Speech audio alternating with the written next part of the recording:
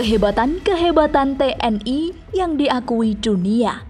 Sebagai salah satu pasukan elit kebanggaan TNI AD dan Indonesia, tentu saja Kopassus memiliki banyak operasi yang berjalan sukses dan diapresiasi masyarakat, mulai dari operasi dalam negeri hingga operasi di luar negeri. Berikut ini ada beberapa operasi Kopassus yang berhasil dijalankan dan diakui oleh dunia.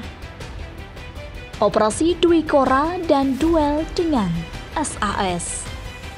Sejak dari dulunya Presiden Soekarno telah banyak menginstruksikan untuk melakukan operasi Dwi Kora pada tahun 1963. Tidak percuma dilakukan semua itu demi menggagalkan terbentuknya Federasi Malaysia. Namun, perlu kalian tahu jika RPKAD atau yang sekarang disebut Kopassus turut andil dalam operasi ini, dibantu oleh Pasukan Gerak Cepat atau PGT TNI AU.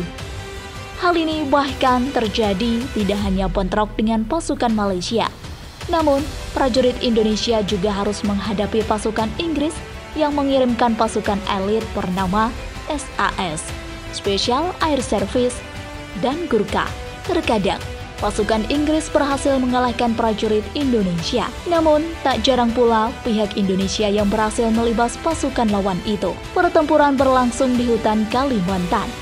Dari pertempuran di Kalimantan ini, SAS atau SAS belajar untuk mengembangkan taktik bertempur di hutan. Operasi Penumpasan DI atau TII.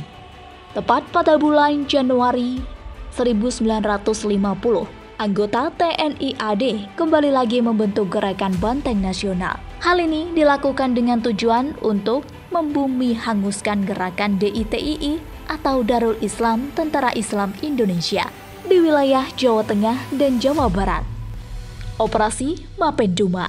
Para anggota Kopassus mulai ditugaskan untuk dapat membebaskan sandera di Mapenduma, Papua, dan melibas si pemberontak. Tentu saja, kejadian ini dipicu dengan adanya organisasi Papua Merdeka atau OPM yang menyandra tim ekspedisi Lawrence pada 8 Januari 1996 dan memaksa Indonesia untuk mengakui eksistensi negara Melanesia Barat. Langkah untuk pembebasan sandera ini dipimpin oleh Maijen Prabowo Subianto yang menjabat sebagai Danjen Kopassus. Namun, operasi tersebut juga tergolong berhasil menyelamatkan seluruh sandera.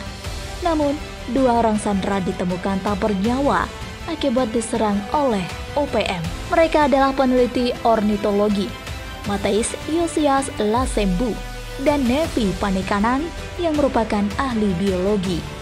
Pembebasan sandera di Woyla, Thailand. Tidak hanya operasi Mapenduma saja, pada tahun 1981 terdapat 5 teroris yang menampakkan diri sebagai komando jihad membajak sebuah pesawat DC-9 Garuda Indonesia dan menyandra penumpangnya. Pesawat dengan rute Palembang-Medan itu dipaksa terbang menuju Kolombo. Akan tetapi, bahan bakarnya tidak cukup dan mengharuskan pesawat mendarat di Woyla, Thailand. Kopassus berhasil mengatasi pembajakan setelah 4 hari kemudian. Berada di bawah arahan Letkol Infanteri Sintong Panjaitan, Kopassus berhasil bergerak cepat pada 31 Maret 1981 dan membebaskan sandranya. Meskipun sang pilot, Kapten Herman Rante, dan salah satu anggota satuan para komando Kopasanda harus gugur. Kopassus juara menembak jitu.